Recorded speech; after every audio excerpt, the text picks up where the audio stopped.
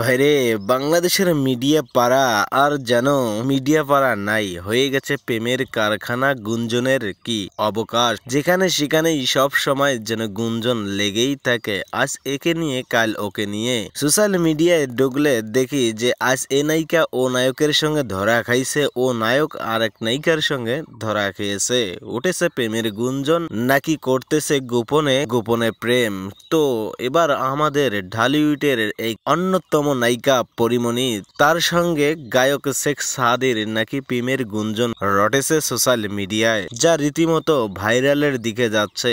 এবং নতুন করে পরিমণি তো ব্যবসাও শুরু করছে, আর সেখানে নাকি সঙ্গও দিচ্ছে শেখ সাদি। তো দর্শক, আজকে আমরা এই ভিডিওতে শেখ সাদি এবং পরিমণির এই প্রেমের গুঞ্জন কি আসলে সত্যি, নাকি শুধু গুঞ্জনেই রটে যাবে, তো এই বিষয় নিয়ে এই ভিডিওতে আলোচনা করা যাবে। তো চলেন ভিডিওটা শুরু করি। চিত্রনায়িকা পরিমণিকে নিয়ে আলোচনা যেমন রয়েছে, তেমনি রয়েছে তাকে নিয়ে সমালোচনাও। কাজের বাহিরে ব্যক্তিগত জীবন নিয়ে আলোচনাটাও হয় যেন বেশি। শোনা যাচ্ছে পরিমণি প্রেমে পড়েছে তরুণ গায়ক শেখ সাদির সঙ্গে, তাদের একসঙ্গে ঘোরাঘুরি করতেও দেখা গেছে। ইদানিং এমনও দেখা যাচ্ছে পরিমণি তার ফেসবুক পেজে শেখ সাদির গাওয়া গানগুলো শেয়ার করছেন। সোমবার এসেছে শেখ সাদির নতুন একটি গান, মন নাই দয়া। এই গানটি পরিমণি তার ভেরিফাই ফেসবুক পেজ থেকে প্রকাশ করেছেন। ভালোবাসার ইমোজি দিয়ে এক শব্দের একটি ক্যাপশন দিয়েছেন। গান নিয়ে পরিমণির সেই ফেসবুক পোস্টে একজন মন্তব্য করেছেন, এভাবে ভাইকে সেকাটা না দিলেও পারতেন। এমন মন্তব্য পরিমণি চুপ থাকেননি। কিছুক্ষণ পরেই উত্তরে পরিমণি লিখেছেন, কেবল তো শুরু,